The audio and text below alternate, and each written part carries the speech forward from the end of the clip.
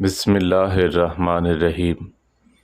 حضرت عبداللہ بن عمر رضی اللہ تعالیٰ عنہما روایت کرتے ہیں، نبی کریم صلی اللہ علیہ وسلم نے فرمایا، مونچھیں کاٹو اور داڑھی کو بڑھاؤ۔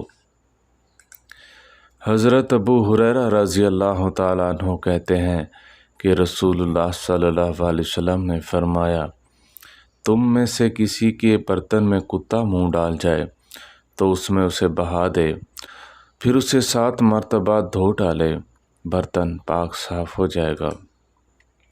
حضرت عمر بن عصبہ رضی اللہ تعالیٰ عنہ روایت کرتے ہیں کہ رسول اللہ صلی اللہ علیہ وسلم نے فرمایا، جس نے کوئی مسجد بنائی جس میں اللہ تعالیٰ کا ذکر کیا جاتا ہو تو اللہ تعالیٰ اس کے لیے جنت میں ایک گھر بنائے گا۔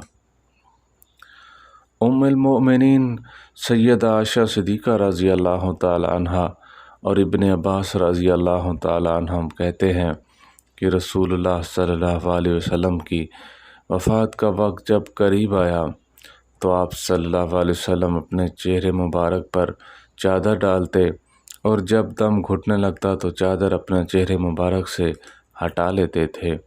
اس حالت میں آپ صلی اللہ علیہ وسلم نے فرمایا، یہود و نصارہ پر اللہ تعالیٰ کی لعنت ہو، انہوں نے اپنے نبیوں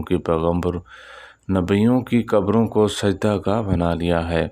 اللہ تعالیٰ ہم سب کو اپنے آگے جھکنے کی توفیق عطا فرمائے اور غیر کے آگے جھکنے سے بچائے۔ وآخر دعوانا ان الحمد للہ رب العالمین۔